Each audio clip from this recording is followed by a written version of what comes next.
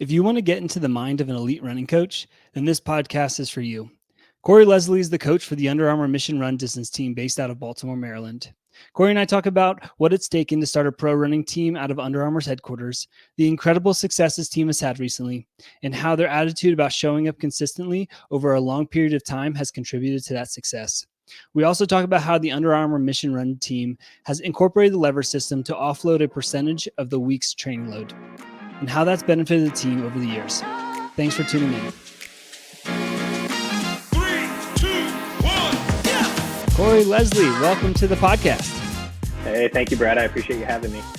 Awesome. Yeah, no, really looking forward to the conversation today. You are the coach to the Under Armour Mission Run Baltimore team, obviously in Baltimore, and obviously a very decorated runner yourself. Can you tell us a little bit more about yourself and how you got, started in the sport, and just kind of take us to where you are today?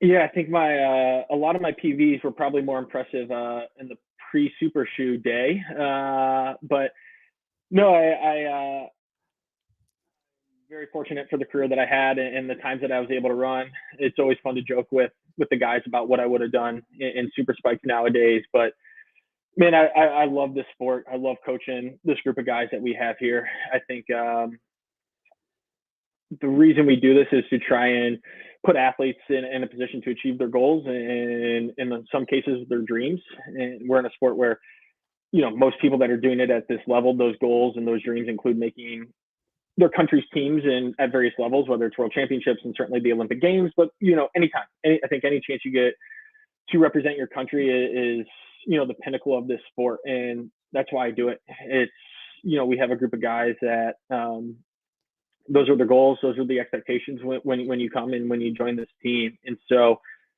helping them on their journey to fulfilling and to achieving that. I mean, that's what gets me excited. That's what makes, working with them so much fun. And that's why, I joke it really, there's some days where they can be a bit of a pain in the ass, but for the most part, I love working with these guys every single day. Yeah. And so this is a newer team that's formed about 2.5 years ago or so. Yep. When did you first, start talking to the Under Armour group, like before you officially took the role? Was this something that Under Armour had in mind for a while? Yeah, it was actually, I remember the conversation. It was at the Olympic trials in 2021 was when we kind of had the first conversation about what was happening, what was being built, and really the vision for it. And I think for me, I loved the idea of building something from the ground up and with a brand that at the time was kind of, hadn't really broken through and broken into the run space, especially, when it comes to footwear. And even, they had some really good athletes, and, the Dark Sky Group and Flagstaff had certainly had some success at that point. But, as a brand as a whole, and positioning themselves to, go up against the other big brands of the world, they were ready to double down and invest in it. And for me, it was something where, I was excited. It didn't take much convincing. I think they just have really good people within the brand in place that, they were excited about it. And in turn, I think it excited me. They were at the time, they were building a new track at Global HQ for us. Facilities, weight room, massage therapists, everything that we need. I mean, it was just from top to bottom, the people in place, the facilities in place. It was easy. And I think in turn, it's made it easy for me to recruiting and getting people excited and on board to come and be a part of it. It took time. We had our highs and lows initially, but I certainly feel like, that's the growing pains with anything new. But it's a group of athletes that have kind of jumped headfirst and been all in, and through the highs and lows initially, I think we're starting to reap some of the rewards of it. Yeah. And I'd love to hear about, running in Baltimore, right? So, cause you think about like the best places in the US to run, Yep. and like where most of the pros are running these days, it's obviously the Oregon area, it's Boulder where I am and where you used to be, and Yep. Flagstaff. And obviously there's good pro teams all around the country. What have you learned about running in Baltimore? And like, do you feel like is it setting up to be a good hub for professional athletes? Yeah. I mean, I think anywhere in the world can be a great training location for everybody. If you believe in it, if it's the right people, is Baltimore the place that are we going to get somebody from Flagstaff or from Boulder? Probably not. We're not the place where you just walk out your door and you have endless miles of trails and altitude and all those things, right? At the same time, everybody from, in Baltimore isn't, maybe a high responder to altitude, or, it's not the lifestyle or the training or whatever it may be for them. And so I think Baltimore is a great place. I think the difference is our soft surface parks and trails, we drive a half hour to. We don't have the luxury of being out your front door or a 10 or 15-minute drive to 18 parks that we have in, are used to have in Boulder. And so, it's finding the right people. It's a great place to train if you bring in the right people in, and the people that, when we're recruiting, we don't try and hide anything. It very much is, it is what it is. And if you're a professional athlete and this is what you want to do, and driving a half hour to go long run or to go be on soft surface somewhere is an issue, probably not the place for you. But we'd rather find that out, when you come on a visit or we're recruiting you, than, try and pretend to be something we're not. And then we get you signed up and we get you out here, and then you're kind of like, oh crap, this isn't what you made it out to be. And so I think the people that believe in it, and, the people that come and see it firsthand and know what it's going to be, it really is. It's a great place. I mean, I love it. I'm a city person. I like being in the city, from the Midwest. And so the lifestyle of Baltimore, it's not too different from what I grew up in. And so it can be, I think, but I'm also somebody who believes if you put the right people in place, and, you can be great anywhere in the world. So, yeah. No, and you also kind of hit the nail on the head earlier around just like Under Armour has set up such a great environment for your athletes to really thrive in. And it sounds like they've, given you guys and really built the whole ecosystem for your team to thrive. Can you give us like a peek under the hood a bit of like what training is at the Under Armour HQ? You mean just like what our week looks like? Yeah, and just so, because you also mentioned, you have a strength, a whole fitness center, you have a massage therapist. Like, what do your athletes get when they kind of step on the campus at Under Armour? Yeah, so I mean, obviously we actually have a couple weight rooms on campus. One is at kind of our primary weight room, right on the water, and then we have a secondary one that's actually right by the track. And our strength and conditioning coach, Cory Leslie, who kind of handles just a lot of all of our weight room stuff and our speed development.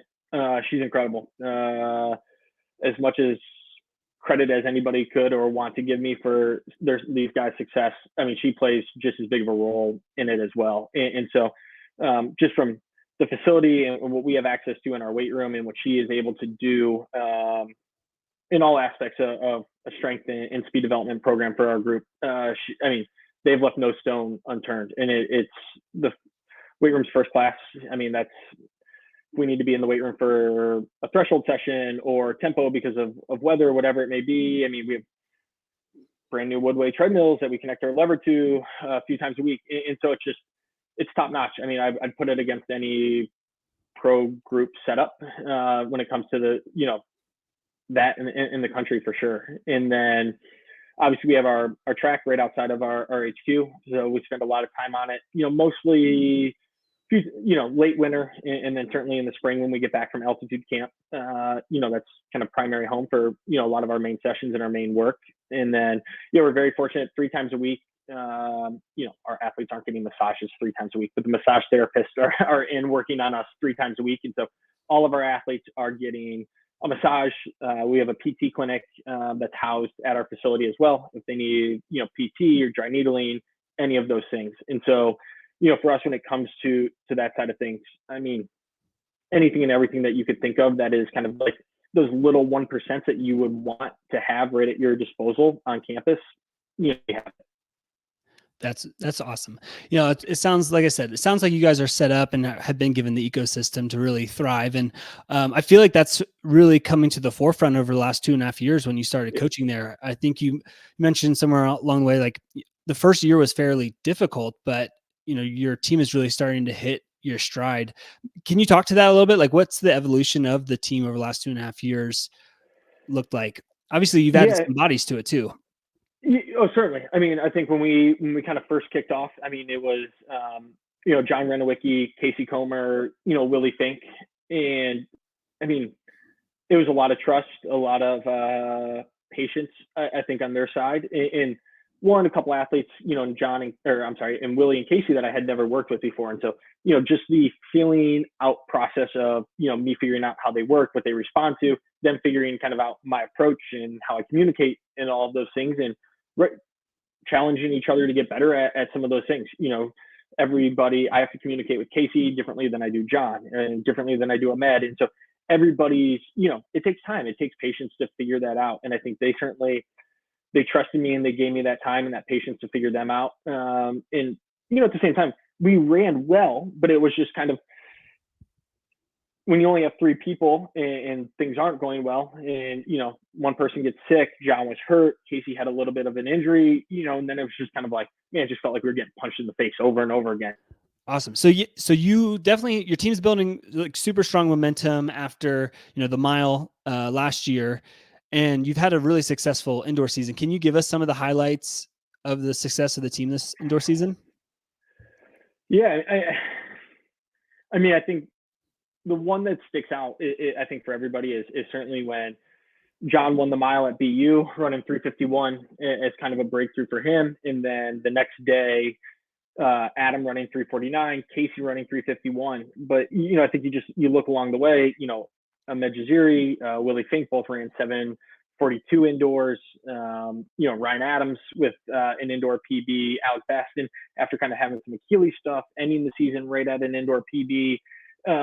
I mean, it was great momentum. I mean, I think it surprised a lot of people, but I think it's because people don't realize, last summer, Casey Comer ran 3:34, Adam Fogg ran 3:35, John Renowicki ran 3:36. So it's not like they hadn't been at that level or been close to that. I think they finally just showcased it in the U.S.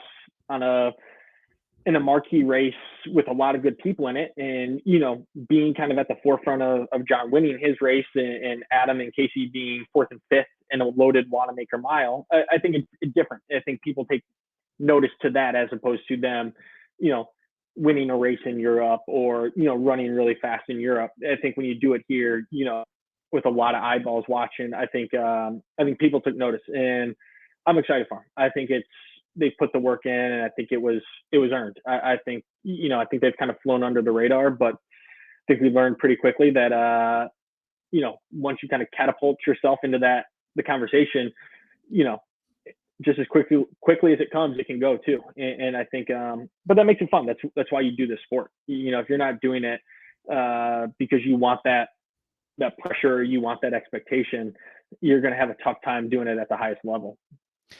Yeah, you mentioned something earlier that I really like to hear. Like your team really has the mindset that you can go compete against anybody in the world.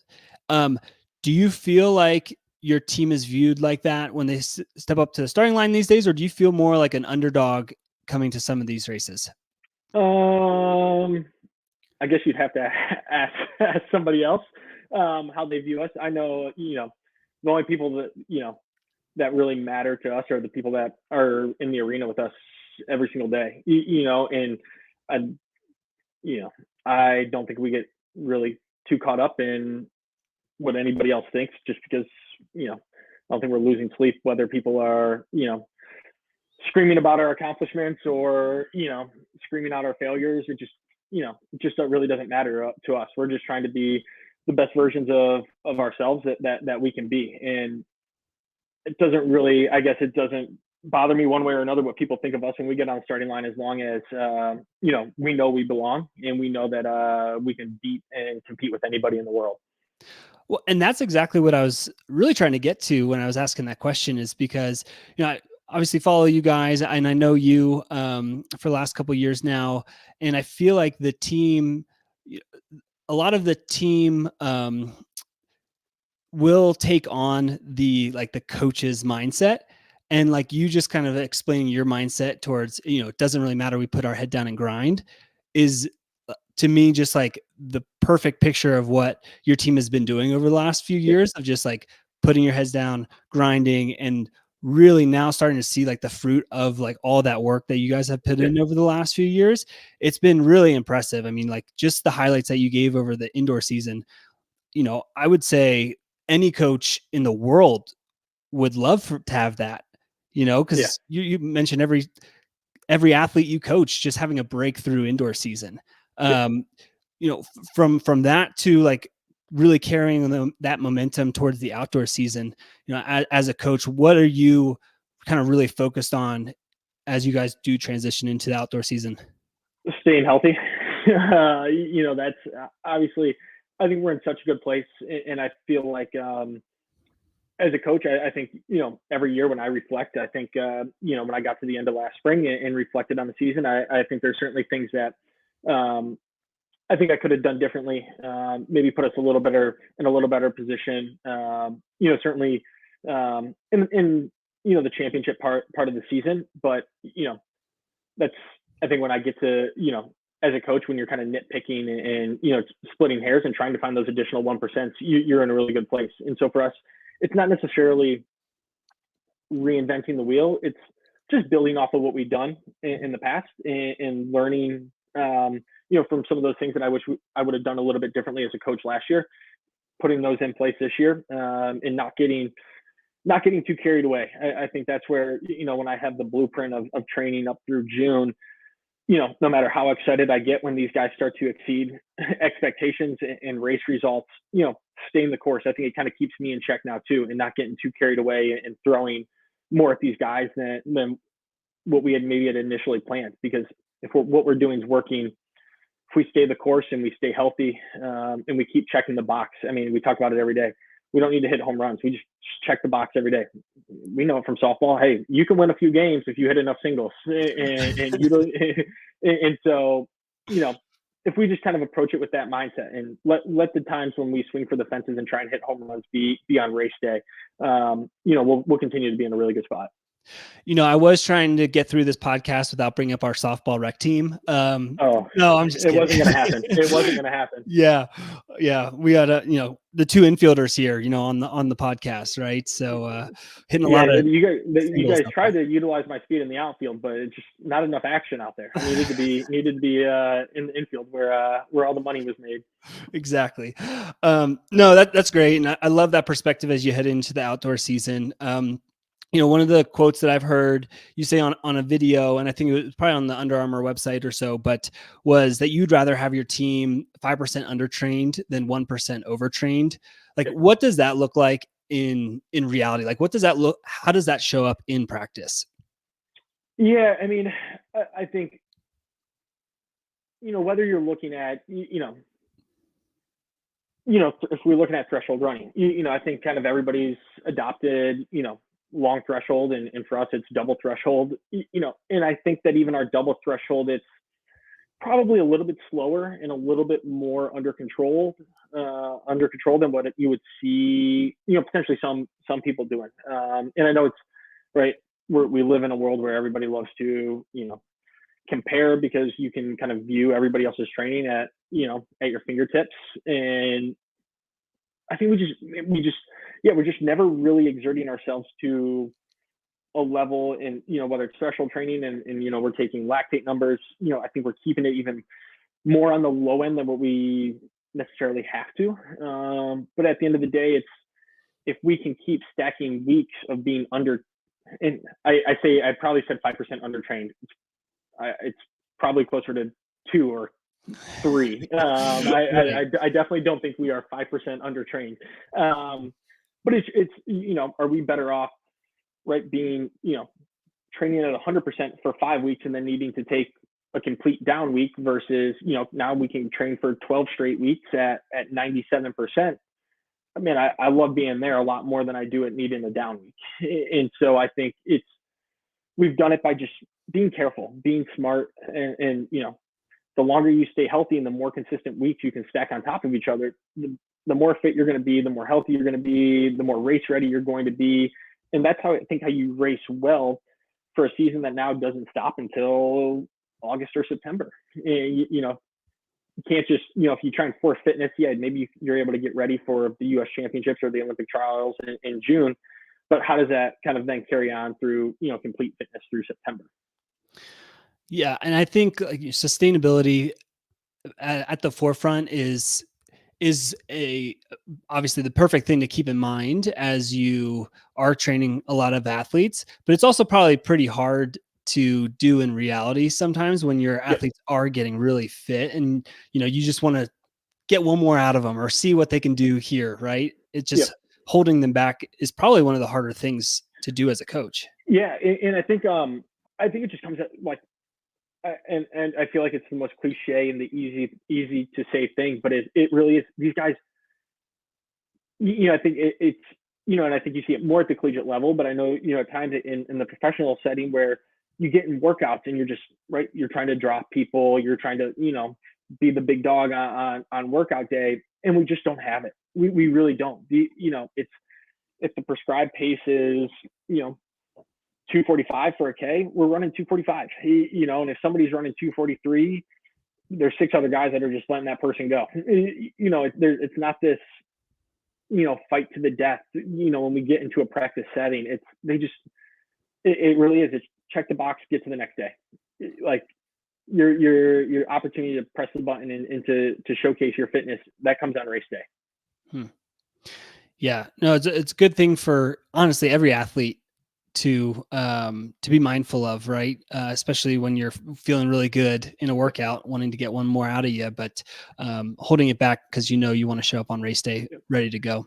Yeah, it's a maturity thing. I think there's certainly, the older you get, the more wise you become. I think the earlier you're able to develop that, the better off you are. But I'm sure we've all been there at some point where you want to be the guy, you want to be the show. When you're feeling good in practice, and maybe your teammates aren't. But I think one of the things where you're the one feeling good that day, and other people aren't. It's your job to pull your teammates along and make sure that they're getting through things, as well. And then because you're going to have a day where you need to rely on them to do it for you. Yeah, no, that's great.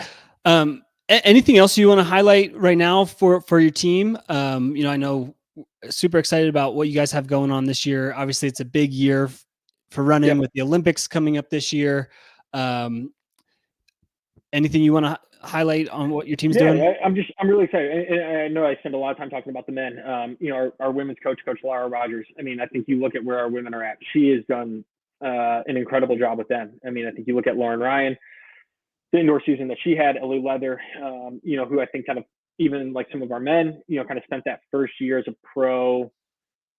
Right. It's like going back to freshman year in college where you kind of just get your butt kicked. I mean, to have, the breakthrough season that she had this winter. I mean, both our men's and women's teams. I mean, it's fun. It's a fun group. I couldn't be more excited to kind of see, what they do this spring.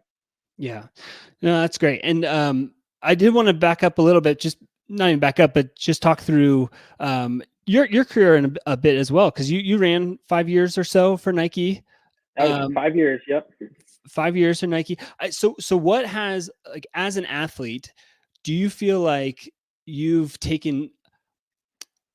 You weren't too long ago that you were competing at like the world stage, right? And Yep. so what have you been able to take from those experiences to like coaching with your team now? Yeah. I mean, the thing I stress to them all the time, regardless, the opportunities that you have to do it at this level, the places you get to go, the people you get to be around and meet, don't take it for granted.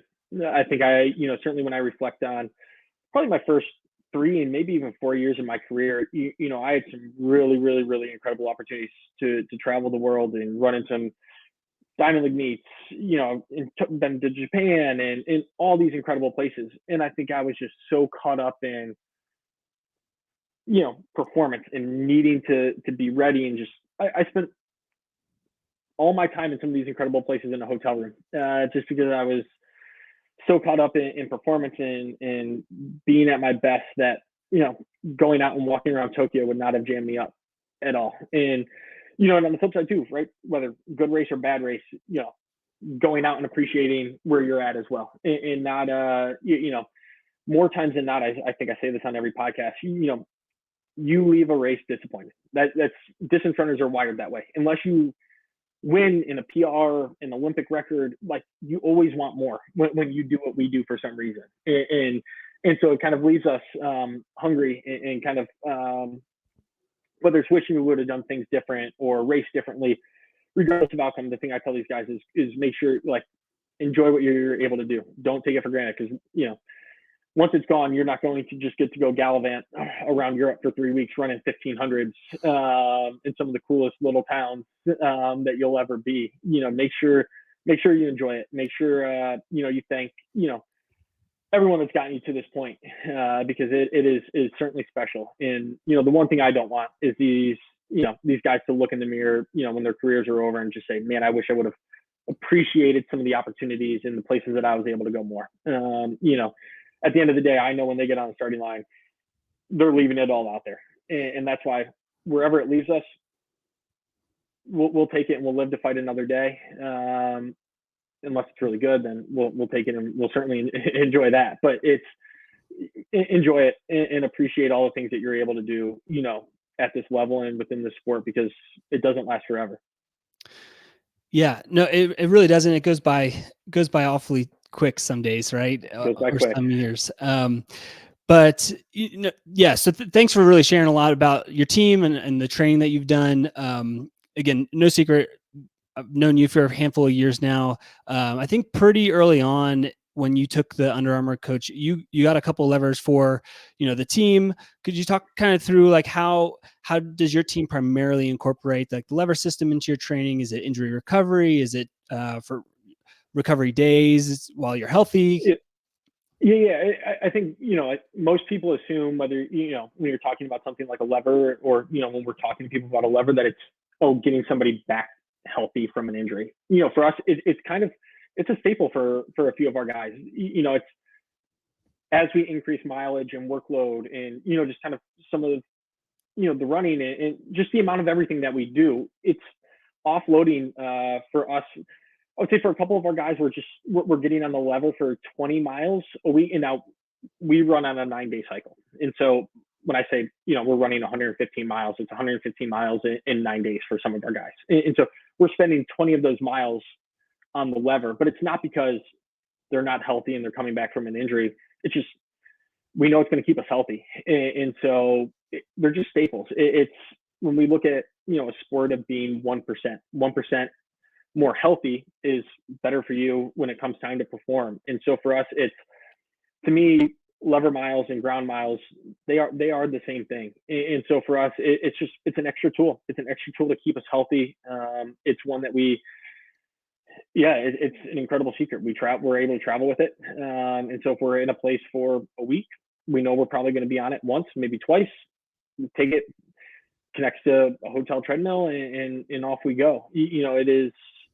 It's been so valuable for us. We'll go to training camp and, we have a couple levers, and now we don't have to take turns. A couple of our guys can hop on them, be next to each other. It is just the ultimate tool when it comes to just offloading for us, but still getting quality work in, for sure. Well, it sounds like it really goes back to, the quote I mentioned earlier about you with, you'd rather be, let's call it 2% undertrained than 1% overtrained. It sounds like that's how you're utilizing the tool as well.